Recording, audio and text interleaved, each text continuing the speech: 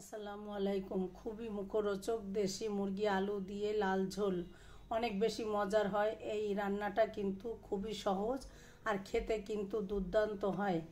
এর জন্য আমি এখানে 6টা আলু একটু বড় বড় টুকরো করে নিয়েছি। চুলায় একটা পাত্র বসিয়ে দিয়ে এখানে তেলটা গরম হয়ে গেলে স্বাদমতো লবণ, 1 টেবিল চামচ পরিমাণ হলুদের গুঁড়া দিয়ে আমি আলুটাকে একটু লাল করে নিচ্ছি।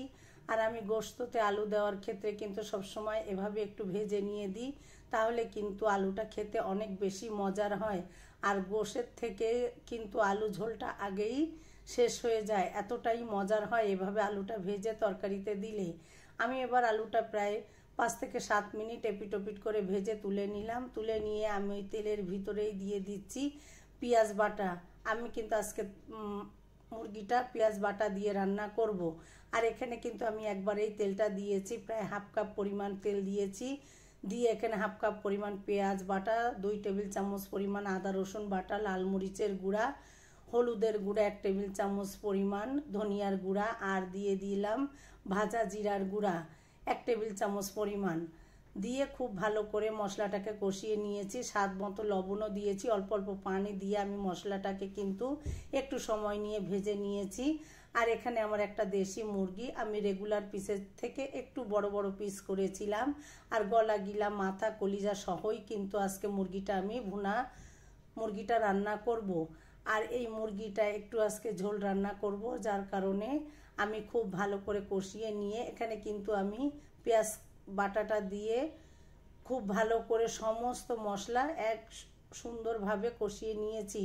সব মশলা দিয়ে কষিয়ে নিয়ে আমি একটু ঢাকনা দিয়ে 2-3 বার ঢাকনা তুলে আমি কিন্তু মশলাটাকে গোশের সাথে খুব ভালো করে কষিয়ে নিয়েছি। আমি কিন্তু এখনো কোনো পানি অ্যাড করিনি। এবার আমি যে আলুটা আগে থেকে ভেজে রেখেছিলাম ঢাকনা তুলে আমি এই আলুটাও দিয়ে দিলাম। এই পর্যায়ে চুলাটা কিন্তু আমার মিডিয়ামে আছে। খুব ভালো করে আলু দিয়ে 15 থেকে 20 মিনিট একইভাবে আমি কষিয়ে নিয়েছি, যাতে আলুর ভিতরেও সমস্ত মশলা প্রবেশ করে। খুব ভালো করে নাড়াচাড়া করে মশলাগুলোকে গোশতর সাথে কষিয়ে নিয়ে এই পর্যায়ে কিন্তু আমি আমার পছন্দ অনুযায়ী ঝোল অ্যাড করে দিব। আর গরুর গোশত বা মুরগি যেটাই রান্না করি না কেন আমি কিন্তু সবসময় গরম পানিটা ব্যবহার করি। গরম পানিটা তরকারিতে দিলে যেমন ঝটপট রান্না হয়ে যায়, রান্নাটাও কিন্তু অনেক বেশি স্বাদের হয়। পানিটা দিয়ে আমি নাড়াচাড়া করে ঢাকনা দিয়ে 15 থেকে 20 মিনিট ফুটিয়ে নিয়েছি। নিয়ে উপর থেকে আমি একটু ভাজা গরম মশলার গুঁড়া, একটু ভাজা জিরার গুঁড়া দিয়ে দিলাম। দিয়ে পর্যায়ে আমি একটু লবণটাও চেক করেছি, একটু কম হয়েছিল, পর্যায়ে আমি একটু লবণও দিয়ে দিলাম।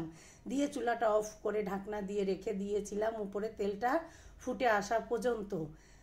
উপরে তেলটা ফুটে আসলে আপনারা দেখতেই পাচ্ছেন, দেখলে কিন্তু লোভ লাগছে। তরকারিটা এতটাই সুস্বাদু হয়, রুটি পরোটা সাদা ভাত পোলাও যার সাথেই খান না কেন এর স্বাদ কিন্তু অতুলনীয়। যদি ভালো লাগে আমার এই রেসিপিতে একবার হলেও রান্না করে খেয়ে দেখবেন। অত্যন্ত সহজ রেসিপি, সবাই রান্না করতে পারবেন আর খেতে কিন্তু দুর্দান্ত হয়। যদি ভালো লাগে পাশে থাকবেন, পুরো ভিডিও দেখবেন। সবাই অনেক বেশি ভালো থাকবেন, আমার জন্য দোয়া করবেন। আপনাদের জন্য রইল দোয়া। আল্লাহ হাফেজ।